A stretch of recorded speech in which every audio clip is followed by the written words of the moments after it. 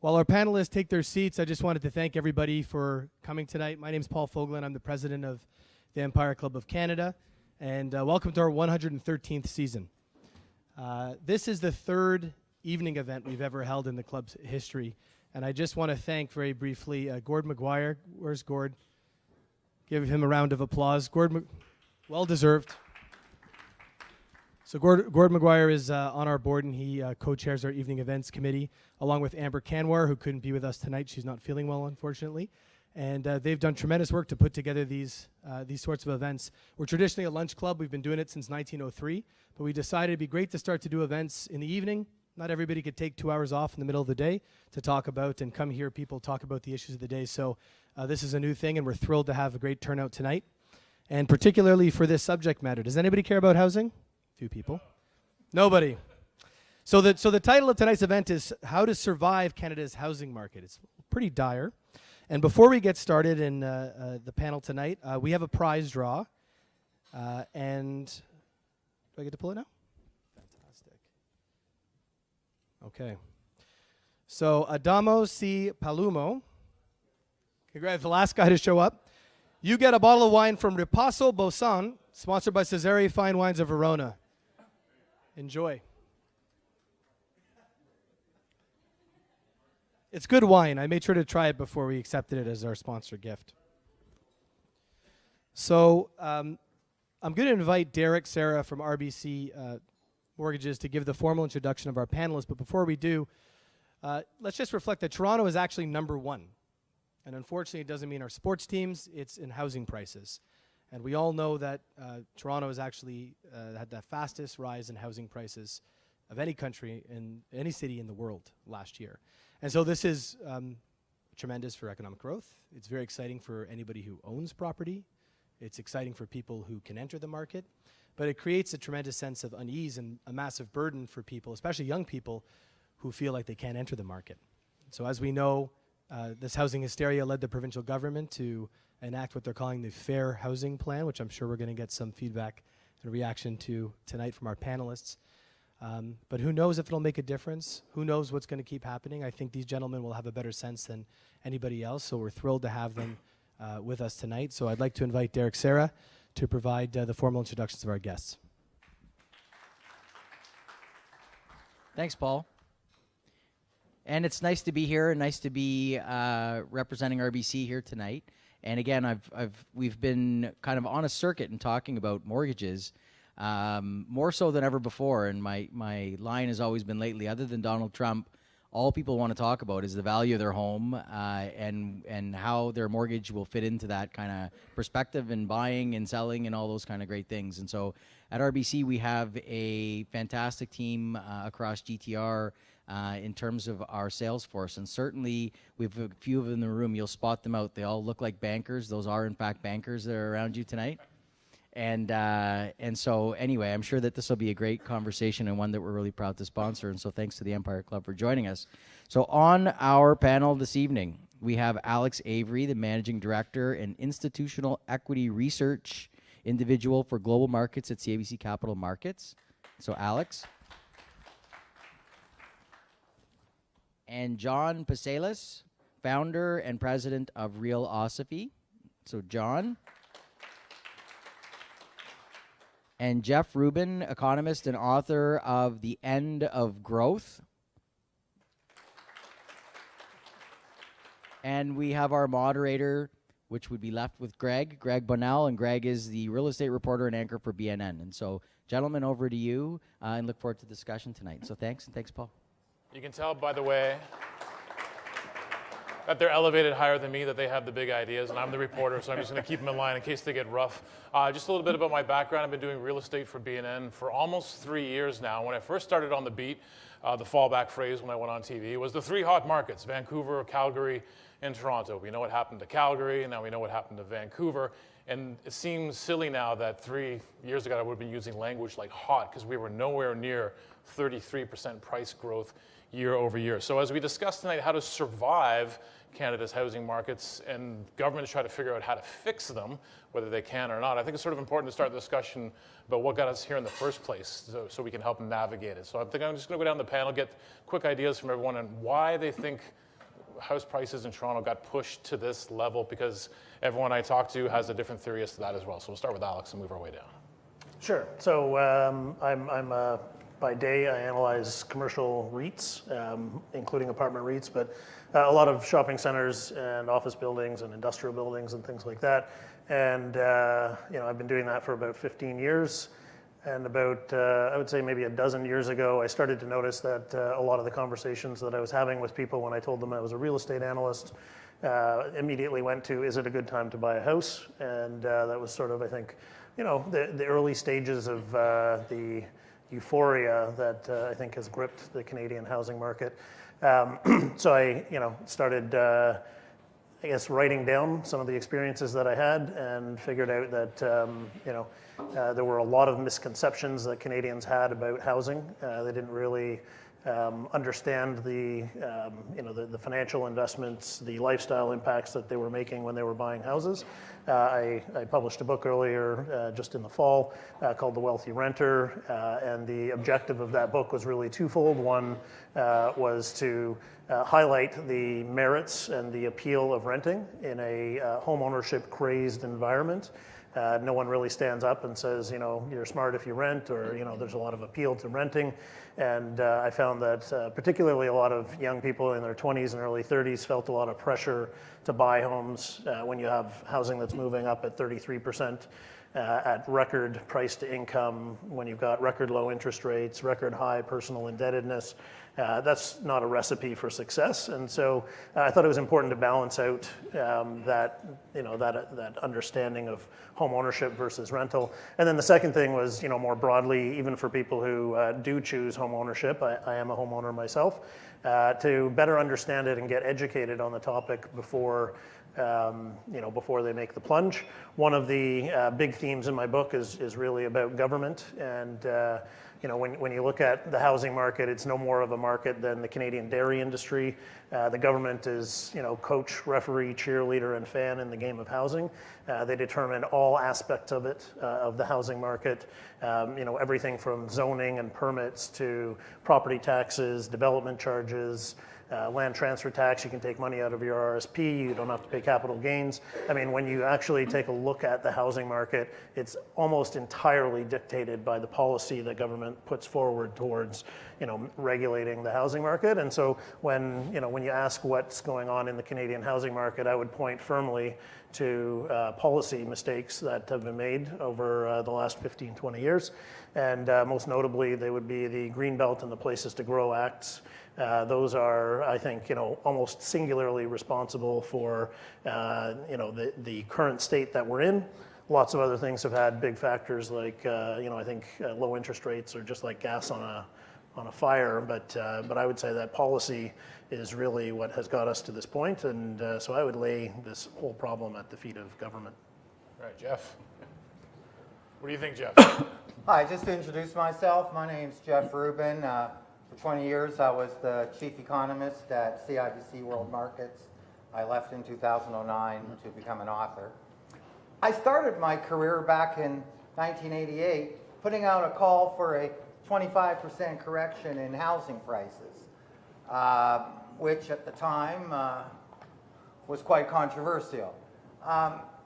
In the report, when I was looking at it this morning, there are many similarities with today's condition, and there are many differences.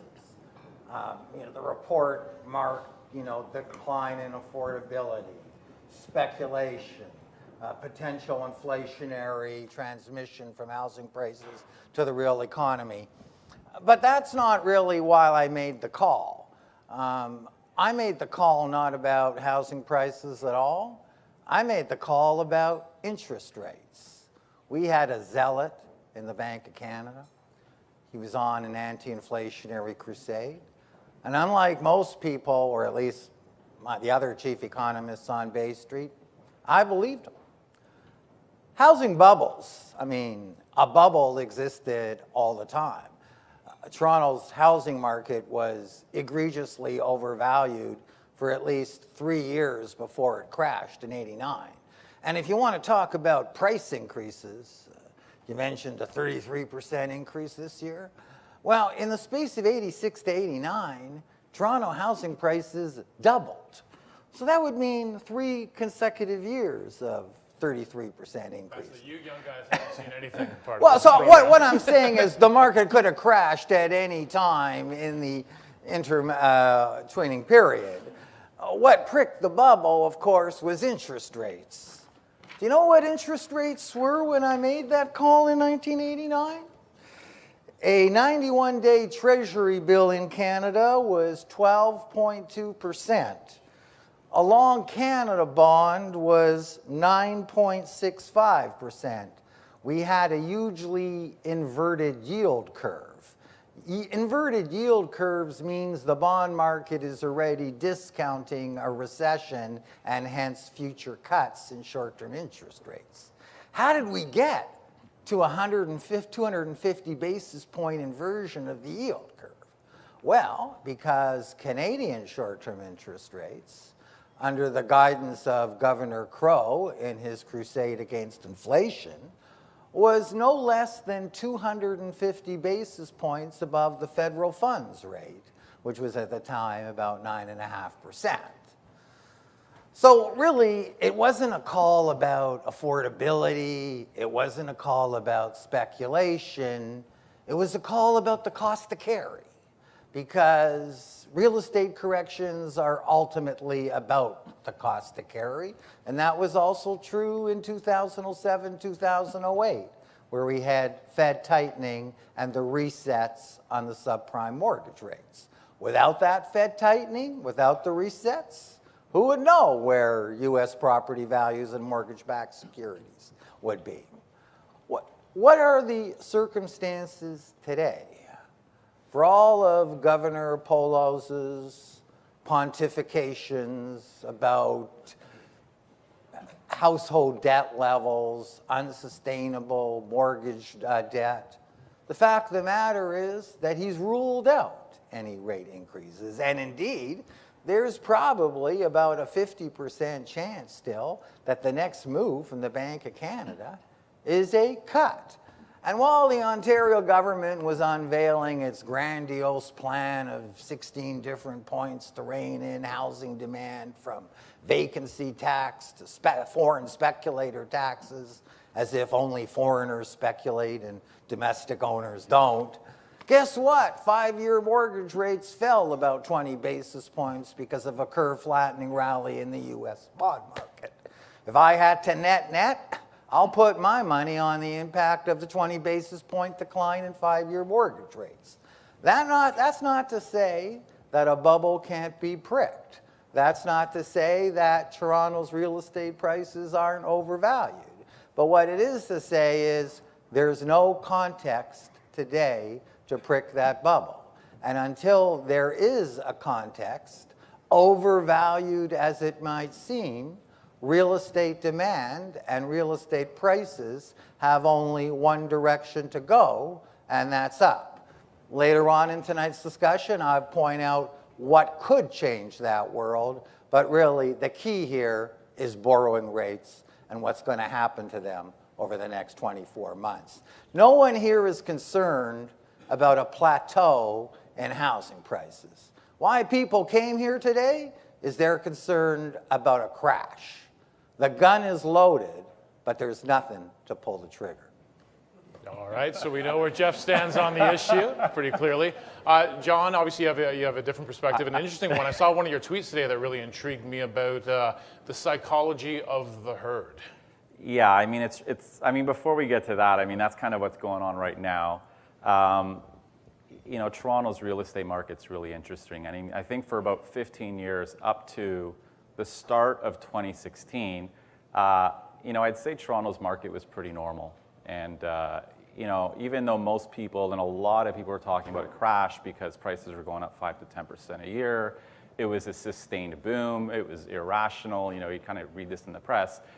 It made complete sense. And Toronto's boom for 15 years, like the story about it, you know, is told very well by a few economists, 2 from Wharton and 1 from Columbia, who wrote this paper called Superstar Cities. And what they found was, and what they highlighted was, international cities like Toronto that are attractive for foreign capital and in particular immigration, and that are constrained by supply, what eventually starts happening is prices start disconnecting from incomes, okay? Because you have a ton of capital coming in that's not local, and this starts driving up prices at a faster rate. On top of that, you have supply constraints. So this is what we see in cities like San Francisco, New York, and now Toronto. So it seemed irrational because prices were going up so much, but it kind of made sense. The line where things changed was in 2016. And in 2016, and we see this, I mean, one of the fun things about being in the real estate space is you see things at the ground level, and before it's in the press, before any economist is in their spreadsheets, you see how people behave. And in 2016, I would say at the beginning of the year, probably 50% of the people that were contacting us wanted to buy a house as an investment. That was it. They just want to buy it. And most of them were domestic. I'd say our clientele is primarily domestic. Everyone wanted a house. And when people were contacting us, they didn't want a triplex or a duplex or a fourplex. They wanted a single-family home. When we did the math and said, listen, you can buy a single-family home, but when you do the math, you're probably losing $1,500 a month.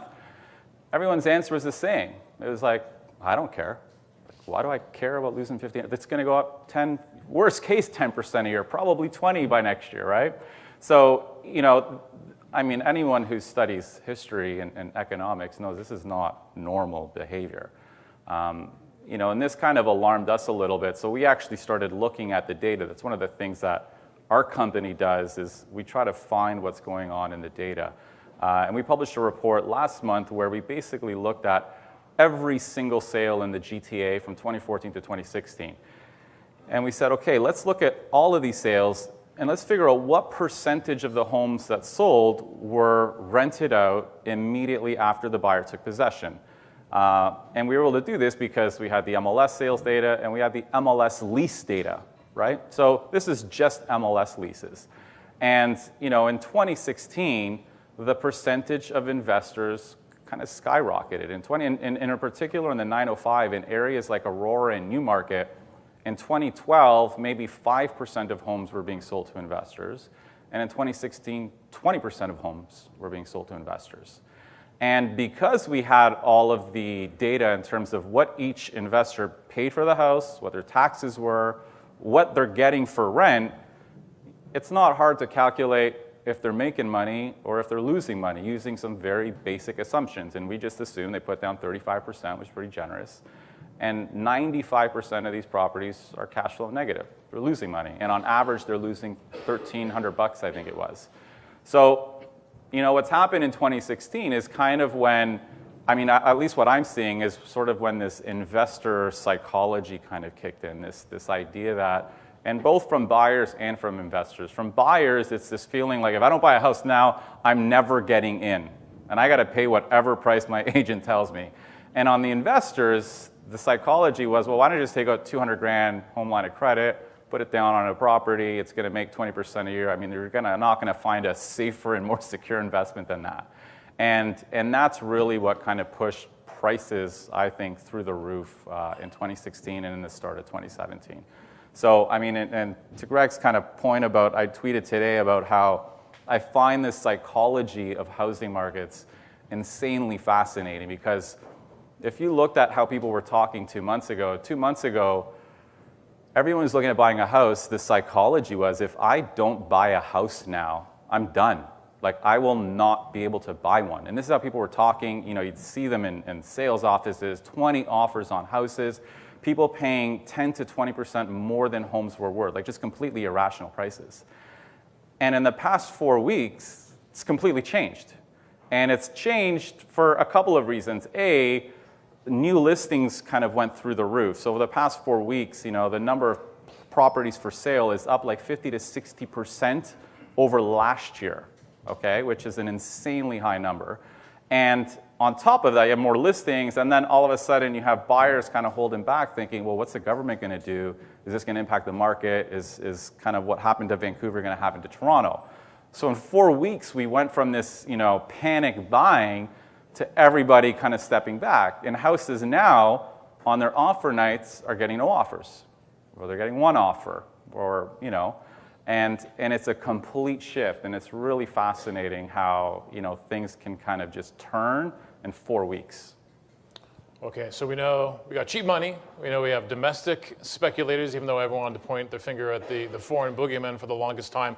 A couple of weeks ago, I was in Ottawa. I sat down with Governor Poloz. He said he can't stop. The rates are an ineffective tool for stopping the speculators. He actually said to me if he raised rates by 5%, you wouldn't stop the speculators expecting a 30% return.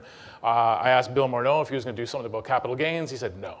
And then the Ontario government comes out with its rules. And as much as Charles Sousa, the finance minister, has been beating the drum about the domestic speculator, they didn't really go after them. I mean, has the government, Alex, you talked about the fact that you can lay it all at their feet because of the policy we've had. They come out with 16 points to fix it. And did they fix anything? 2 days before they made those announcements, they made a solemn vow, the three of them, Morneau, Sousa, and John Tory, and they said, whatever we do, we won't do anything to increase prices, like, you know, subsidize first-time home buyers. And then they introduced rent controls that will stifle the new supply of rental housing. I mean, that is exactly what they said they would not do 2 days earlier. I don't think anything that they've put forward will really have much of an impact. And unfortunately, I tend to agree with Jeff that I don't see, the gun is loaded. I don't see anything in the near term that is likely to slow down this market. The policy mistakes that were made 15 years ago, 10 years ago, 15 years ago. And, they should have been better thought out. Even we were talking earlier, the policy announcements that were made last week were behind the scenes being made up until hours before the announcements came out. I mean, this is not well thought out. And that's one of the most dangerous things about housing policy is that it is so seductive to politicians to use it for political gain rather than in efforts to, promote a healthy housing market. And, the people who are making the decisions aren't, educated about the housing market. They don't understand, and they don't appreciate the magnitude of the impact that it can have. I mean, house prices are now extraordinarily expensive. And it's, I feel bad for people who are, just starting out in a city like Toronto or in Vancouver where you feel the pressure to get in. And, the stakes are very, very high. If you make a bad buy right at the top, you could be paying for it for decades and it could ruin your retirement. Or if you don't get into the market and it goes up another 50%, you're left behind. I mean, neither of those are good choices. And even the third choice of just a flat housing market is also bad because then you're going to live house poor for the next 25 years as you try and pay off that mortgage. I mean, it should have never been allowed to get to the spot that it's at today. And I don't see really any near-term solutions for it. So, my recommendation when people ask is definitely don't do it as an investment in terms of buying a house. Consider renting, and whatever you do, protect your downside because this is an elevated risk environment. I want to ask Jeff, given your knowledge, going back through certain bank governors, why is Governor Poloz so unwilling to raise rates? The way I put the question to him, I said, we're at 0.5%. Go up to 3/4. Go up to 1%. What would be the big deal? And he said he can't do it. He said he can't do it. 5% wouldn't even change things. He said 5% wouldn't quell the speculators. What absolute, utter nonsense. Okay? Absolute BS. I should have had you in the room with me. I would have. Half of that would not only get rid of the speculators, it would deflate the whole market. Foreign speculators, domestic speculators, and non-speculators would all see a massive devaluation in their property values that would have ramifications on lending institutions and the economy as a whole. So let's understand why Governor Poloz is correct in not wanting to address the market. Not because he couldn't, but because the consequences of that would dwarf the benefits. The first thing you would have is an utter deflation in housing market prices. In 1989, it was about 25%. Took down about half of the trust companies at the time, if I recall. Olympia in York was funding Canary Wharf at the front end of the Canadian yield curve. So there's a very good reason why. And then there would be collateral damage to financial institutions. We've already seen an Alt-A lender lose about 65% of its share value Home in the Capital last couple. today, Yeah, I mean, that's just, that's just a warm-up to what would lie ahead, and it wouldn't be just limited to the Alt-A and subprime market. And lastly, what were the macroeconomic consequences of the 1989-90 housing market crash? They were a deep recession. So this would be a policy-mandated recession. Lastly, by within its own terms of reference, and ultimately the Bank of Canada's primary mandate, as the primary mandate of all central banks, is price stability. There is not an argument to move interest rates. Inflation is barely at the 2% target. And unlike 89-90, no evidence of acid inflation spilling over to general inflation. So, while I disagree vehemently with Governor Polo's assessment that even 5% would not get rid of the speculators, I would ultimately, acknowledge that he is right in not sacrificing the Canadian economy, collateral damage to financial institutions, and a hard landing for property values just to quell inflation. Hopefully, we'll discuss a bit later, the interest rate risk does not just lie with what the Bank of Canada does. There are some fundamental changes in Washington that can fundamentally change the picture, and certainly the Toronto housing market would be collateral damage from those changes. All right, let's get to that right now then. We'll go to John, because obviously what we're talking about is not what Governor Poloz can control, which is just the overnight rate in Canada. The bond market, 5-year yields dictate, obviously, 5-year mortgages. When Donald Trump surprised the world and took the office, they jumped up. They sort of leveled out in a bit, but we could see further moves higher. Is that what undoes the market from your point of view, John, when you take a look at the cost of borrowing?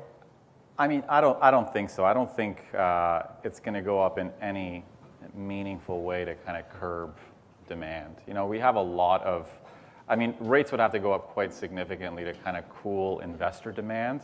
And I don't think anyone sees that happening anytime soon. I think most of us were expecting, kind of public policy to kind of prick this thing and cool it down. And I think the cool down we're seeing now is, I think in Toronto it's going to be temporary. I think it's psychological. I don't think there's anything that has happened. I think people are just kind of hitting pause. And in 3 months when they realize, well, there's nothing really that's changed, everyone's going to jump back in. We're going to have 20 offers on houses again. So I don't think that's going to cool anything down. I'm starting to hear the same about Vancouver too, that they were scared and now they're just going to get back in and everything's going to go nuts there too. When we're talking Donald Trump, we're talking about cutting corporate income tax from 35 to 15%.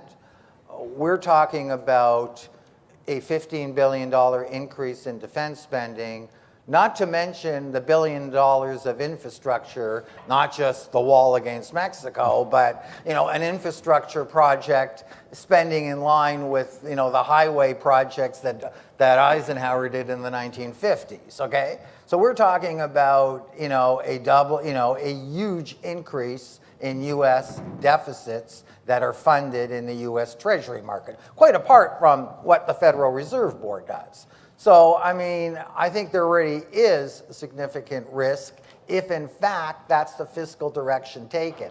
The greatest risk, and this is a game changer, is if we bring back all those jobs from Mexico and China, guess what? The price of everything is going up.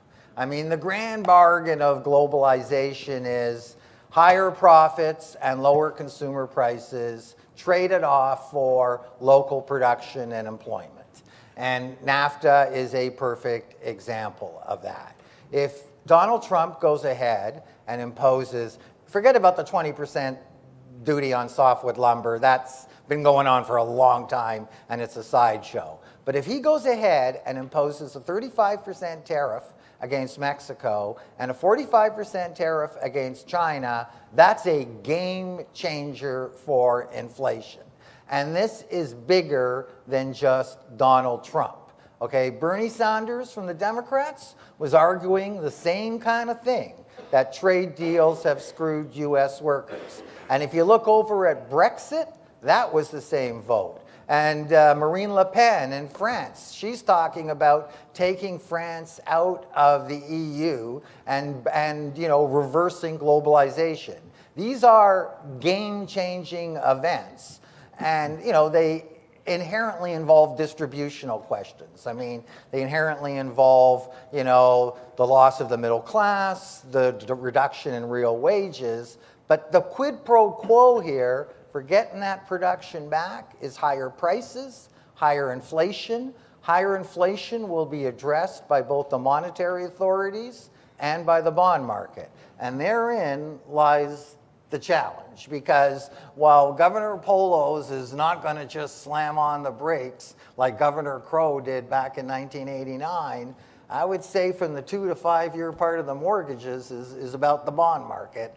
And that's really going to be about just how far does Donald Trump go in following through on the things that he's promised. Can't have 4 houses in your TV if each one costs $3,000. Excellent. I made that point on TV a couple of weeks ago. I'm going to put Alex on the spot because we want to talk about surviving this real estate market. I find the hardest thing to convince someone is that they shouldn't buy. You wrote a book about why you should rent, and not only why you should rent, how you can become a wealthy renter. So convince these people, maybe some of them are looking to buy, don't buy a house, rent a house. You know, I wrote the book, and that's the message, you know, when you look at the front cover. But I think the message really is a little bit more. It's housing is like prescription medicine. Everyone has their own prescription, and that prescription can change based on the person, but also an individual person over time. There are all sorts of things that you need to consider.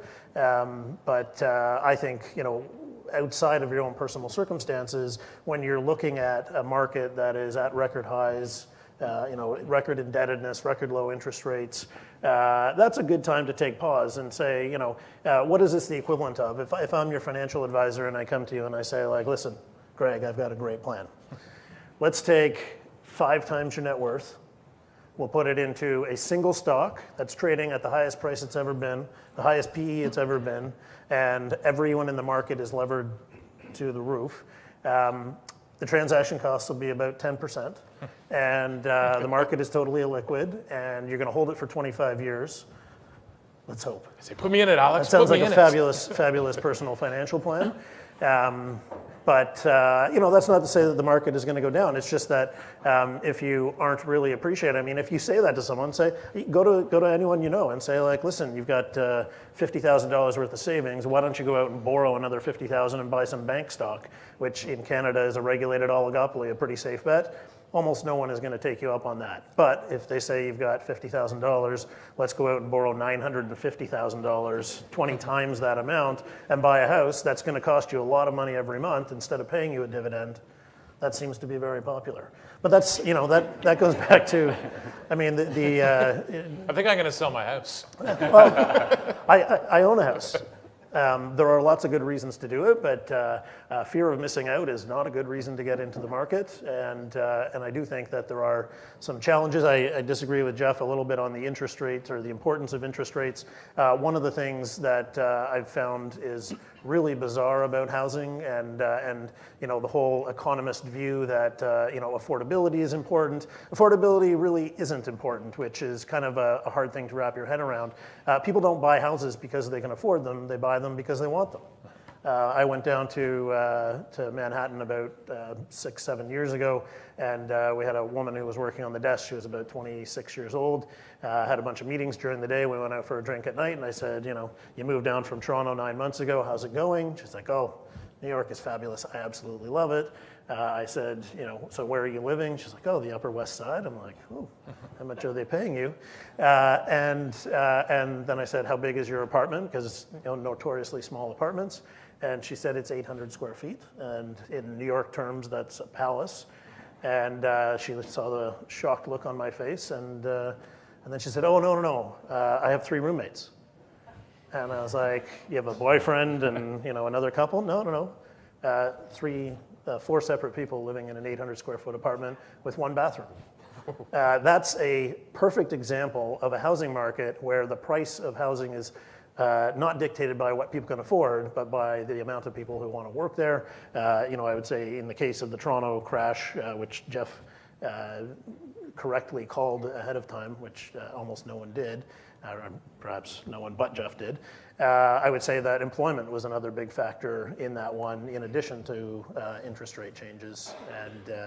And I think that could be, if we were to see a material change in employment, I think higher interest rates would probably coincide with that, in the sense that, Polos can't, the interest rates can't really go up. The economy is over indebted too much. Right, I'm going to put this question to all three panel members. I want to start with John, though. I asked the finance minister last week, because they all agree, the politicians, any economist, 33% doesn't make sense. It's not sustainable. It's not a healthy growth in home prices. So I said, what's the number? Like, if you're trying to cool the market, if you're trying to bring stability back to the market, give me a number. Whether he didn't have the number or whether he didn't want to share the number with me, he just said, well, I'm not going to put a number on it. I did some research. TD Bank put at least an average on it a couple of years ago. In your mind, and I'm going to start with John, what do you think in a healthy market like Toronto, what should we expect annually in terms of price increases where we'd say, that's okay, we're cool with that? Oh, I think everything we've had up to 2016, which kind of fluctuated between 3% to 10%.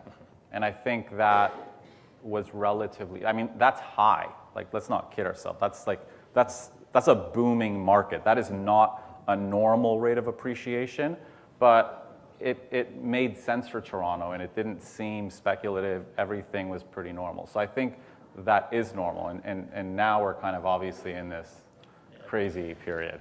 The long-term rate of appreciation of houses over long, like hundreds of years, is about 1%. Kate, the problem with this, and like every economist says this, right? The problem with this is, every economist says this is a justification to not own a home, right? They all own homes, but which is the irony, right? For the record, I'm not an economist. Yeah, I know, but it's.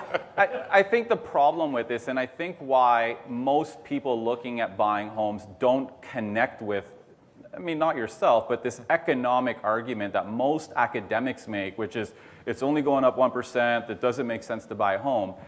Yeah, certainly when you're looking at the U.S. as a whole, okay? Sure, if you're including the Rust Belt and everywhere else in the U.S., yeah, it's probably 1%. But if you're buying in kind of what we talked about, what I talked about earlier, these superstar cities, if you're in San Francisco and New York and Houston and Toronto and all of these places that are booming, well, that's not true.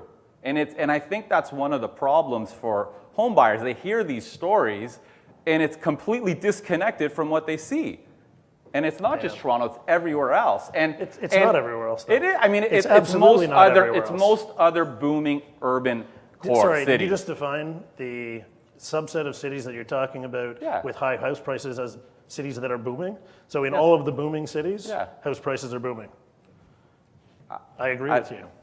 Now, the numbers that I had seen, to interject. I totally agree with you. I didn't say all the house.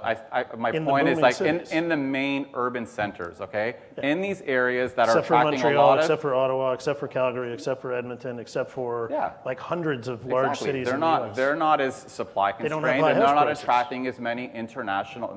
How many people are immigrating into Montreal and Ottawa and Quebec City? And it's not the same. Now, having said that, I'm not going to sit here and argue that this is the best time to buy real estate. Obviously, there are tensions here. And I think what's happening now for Torontonians, if you're buying a house because you expect your house to go up 30% next year, you're a little foolish, because this is a big assumption, and it is possible, but I think it's a big assumption. And I think anyone, and I actually agree with you, anyone who's buying a house today should factor in the assumption that they're not going to make any money, like for 10 years. And I think we're going to this place now where people who are going to buy a house are going to buy a house for the reasons you should be buying a house. Because I work a lot. And the idea of renting a home and getting kicked out every year or two is not ideal. I want a place of my own. And I'm going to be there for 10 or 15 years. And I don't care if 10 or 15 years from now, in real terms, my house isn't worth that much more than it is today. I'd still be happier with my own home than if I rented. And I think that is what people should be getting to. So is that our survival strategy then? When we talk about surviving the market, not being so worried Yeah, about 100%. routines here and there. This is where I'm going to live. I'm going to be here 10, 20 years. I don't care. I remember my boss, when I didn't know what I was doing in my 20s, I wanted to go buy a condo because I got married, and that's what you do, right? And then you get married, you buy someplace. And he just showed me the little thing. He goes, your house will probably do this, don't do this, don't do this, don't do this, don't do this. But if you just stay in it long enough, you're going to be all right. So that's sort of like our fallback strategy. Some people make the plunge because that's what they want. Don't get hung up on the paper value. I'm not hung up on the fact that my house has gone up in the past 10 years because it's just on paper. What does it matter to me? My mortgage is this much, I pay this much a month. Yeah, I think so. And I think so. And the key is obviously for most people, and I think this is the problem a lot of people have, are people overextending themselves. Yeah. Okay. And one of my agents sent me an article, I forget what paper it was in, where she found 81% of millennials who own property feel like they need to send it because they're overstretched financially. Okay. And this troubles me because if you feel overstretched financially, that's a decision. That's not the market. That's you not thinking about where you're going to be 3 years from now. I'm getting married. I'm going to have 2 kids. What does this cost? And you're overstretched financially. So it doesn't just happen. This is like people who aren't planning and budgeting and thinking, what am I going to need 5 years from now? And can I afford this house? So I think thinking about your finances is critical. No, I agree. And the 1% thing, I have a very similar view of that number myself. What I was going to add, though, is to your point about these superstar cities, the big thing, I think the context for Toronto is understanding what happened when we bought in the Greenbelt and the places to grow. For anyone who follows the stock market, we have 3 grocers in Canada. We've got Loblaws, we've got Metro, and we've got Sobeys. If one day you came into work and Metro and Sobeys announced that they were closing all of their stores and they were never going to sell groceries out of those stores again, and not only that, no one else ever could either, Loblaws stock would go up about 100, maybe 200% that day because they would immediately have an oligopoly, and the supply and demand dynamic of grocery selling would have changed absolutely dramatically. When we brought in the Greenbelt and when we brought in places to grow, that's what happened to the Canadian or the Toronto housing market. But the Toronto housing market doesn't behave the same way that the stock market does. People don't forecast forward, and so this 7% compound annual growth that you saw over 10 or 15 years was just really the market catching up to what should have been an overnight 40 or 50% increase in prices, and then normal growth on top of that. If you decompose that 7%, I mean, interest rates came down a little bit, which improved affordability, but the supply of housing basically stopped, and population kept growing. You've got some inflation in there, and really that 7% wasn't very remarkable at all. And I agree with you, this 33% is now just pure speculative frenzy. But I don't see it stopping. Okay, I'm going to give Jeff the final thought, and then we're going to open the floor to questions. There was no green belt to blame it on in 1989. The green belt didn't even come into existence for 11, 12 years later. So maybe there are some other dynamics at play here. People say, should you buy, should you rent? There's only one circumstances in which renting makes sense, and that's if you think there's going to be a big decline in housing prices. And don't forget, at today's interest rates, how much of your payment goes to amortization? A lot more than in the days of 1989 when the Treasury bill was 12% and mortgages were 13 or 14%. Quite apart from slamming on the brakes, all asset values have their self-equilibrating mechanisms. You mentioned there's more listings. We'll find an equilibrium, but it's not for Mr. Moreau to say, or for the Polas to say, what's a targeted return for prices? What's a targeted return for the TSX? What's the targeted return for the Canadian fixed income market? It is what it is, and there's going to be some years where the TSX is up 25%. There's going to be some years where it's minus 10%. Why don't we just invest it in bank stock? It does have oligopoly protection, but isn't it funny how those rents chase bad acquisitions in the U.S.? So maybe it isn't quite the safe ride it is that the chartered banking system would provide. I would say that at today's rates, at today's amortization schedules, the only really scenario in which it makes sense for you to rent and not buy is if you think that we're going to see an 89, 90 kind of correction in housing prices. And I wouldn't argue, and I'd be the last person to argue that that couldn't happen again, I'm just saying, I don't see the trigger. I think that's irresponsible and dangerous advice. Well, as opposed to buying bank stock? Okay, let's. Do you want to open up the floor and let other people Yeah, pick let's our, open pick it our up. brains up here?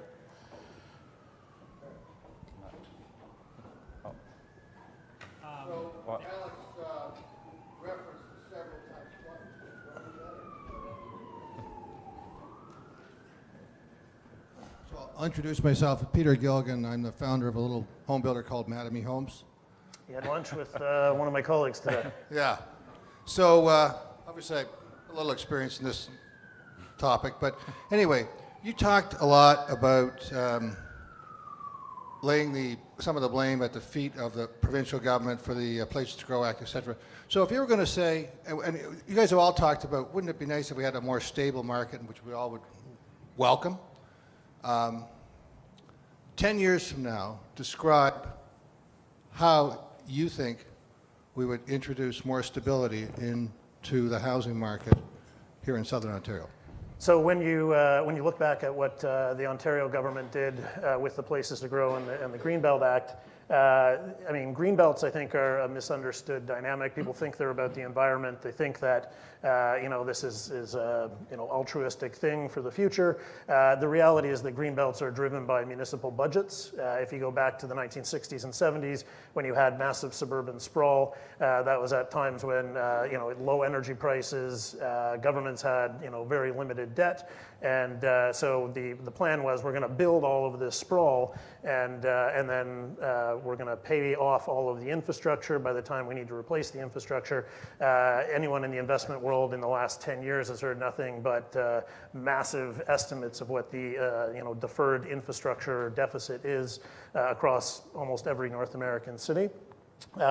So the Greenbelt was really I think, more of a reflection of a lack of fiscal discipline within governments, municipal governments as well as provincial governments. And when it was brought in as a stopgap solution to their inability to continue to finance low-density infrastructure.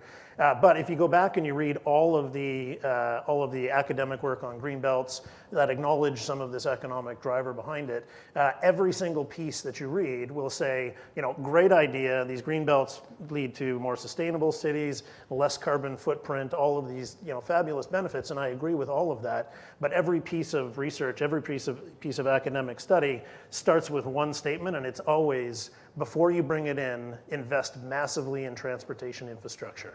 And that is what we didn't do. If we had a high-speed rail link to Peterborough, a lot of the excess population growth and constraints that we have would be satisfied by housing up there. If you could get from Peterborough to Union Station in 35 minutes, that would change everything. If you could get from Milton or Guelph or Hamilton to downtown Toronto, that is really the solution. And the reason that I think that we're in a really bad situation, and I don't think there is a near-term solution, is building that transit infrastructure is a 10, 15, 20 year, in the case of Toronto, it's probably more like a 50-year exercise. And that's really what needs to be done to make it a more sustainable housing market.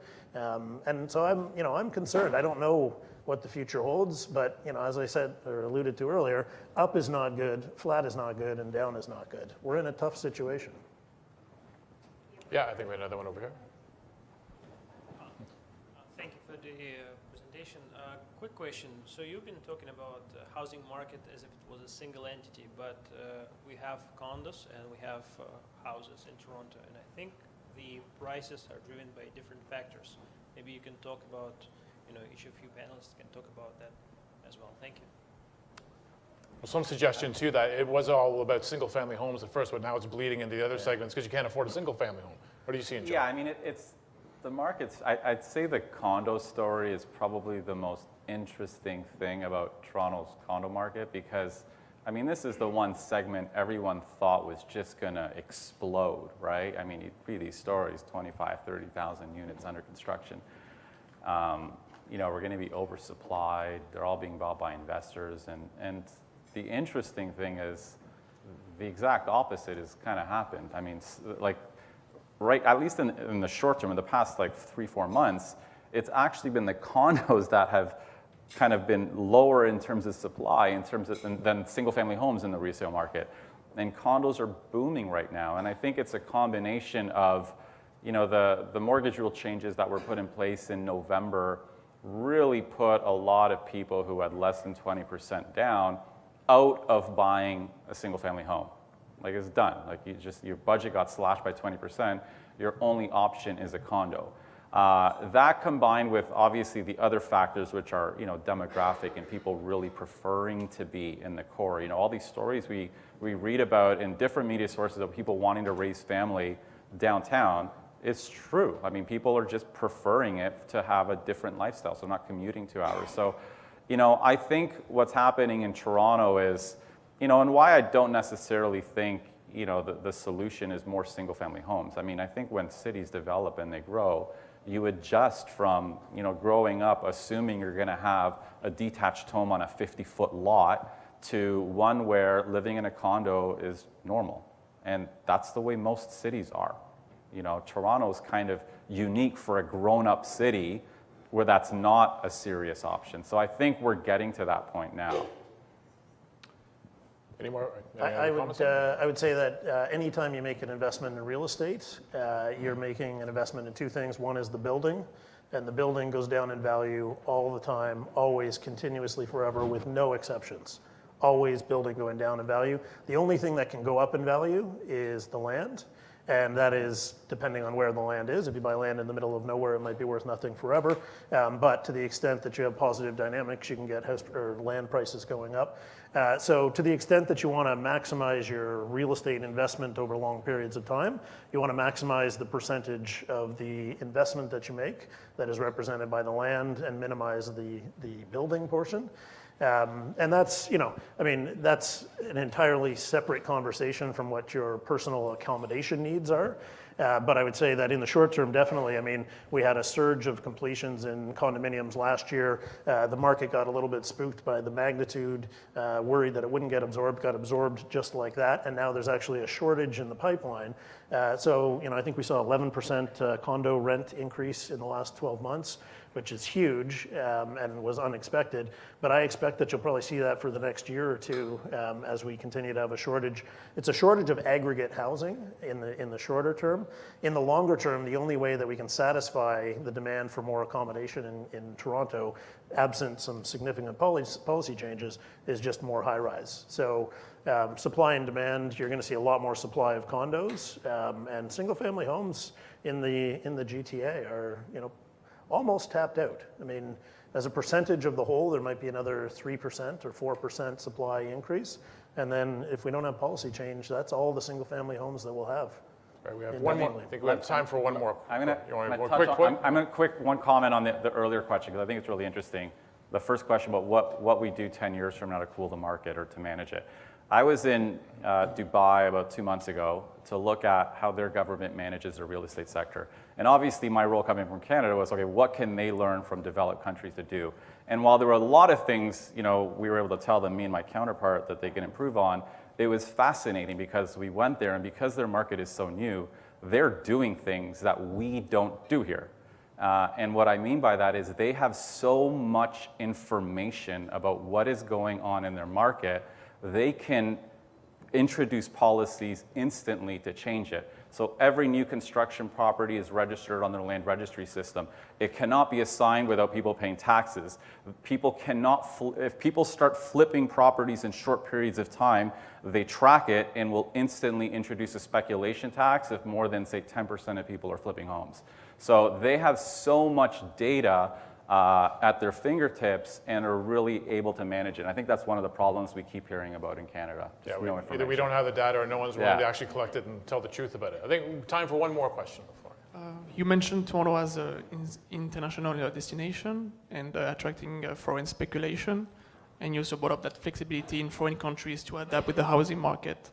So in that context, how effective is the conversations around the foreign tax being discussed, taxing the foreign buyers at 10% and following the Vancouver model? I think it's politically expedient. I don't think it'll have much of an impact. I think people can get around it. I think there's lots of domestic speculators. John would probably be able to talk to that better. Yeah, I think the foreign buyers are a bit of a scapegoat. Of course, there is a lot of foreign speculation and investment. I think domestic is probably higher. And I think these rules they put in place are really just to make it look like the government's doing something when they're really not. I mean, there's so many loopholes. The only person who really qualifies to kind of actually pay this tax is someone who literally has no connection to Canada, puts their finger on the map about where they want to drop $1 million to invest and chooses Toronto, right? Like, that's kind of the only person who's going to have to pay that tax because, if you have a kid here who's going to university for a year, well, you can now invest. If you're, here on a part-time one-year contract, you can invest. So it's not going to have a big impact. Like I said, all this slowdown, I think, is just psychological because people are worried sales are going to drop 40% the way they did in Vancouver. Jeff, I'm curious, who were we blaming in 1988 when house prices were running up? I wasn't paying attention. I was in high school. Well, I mean, we were blaming speculators at the time. We were blaming people flipping houses, and all of that was happening. But at the end, we blamed the Bank of Canada. Because I think that for many years, the real estate industry and financial institutions that were lending to the real estate industry was materially impacted. I think credit for realtors, there was a quantum change there. And I don't think that financial institutions, not just trust companies, but banks, just like in 2007, never realized in the US that there could be a real estate correction of this magnitude. And hence, did not engineer their due diligence to accommodate that. And when that happened, huge financial fallout. I'm not personally so convinced that there'd be any less financial fallout on lending institutions if we replayed 1989, 1990. But again, as I've argued, there were special circumstances that pricked that bubble. Maybe the Trump agenda will provide the circumstances for a whole resetting of interest rates, and then, then there is a real risk. But I think the lesson from 89, 90 was basically that both the industry and the lending institutions were unprepared for the severity of the price shock that occurred. Well, we could talk about this all night, obviously, but I want to thank the three gentlemen for making my job so easy. I just sat back and listened. Thank you.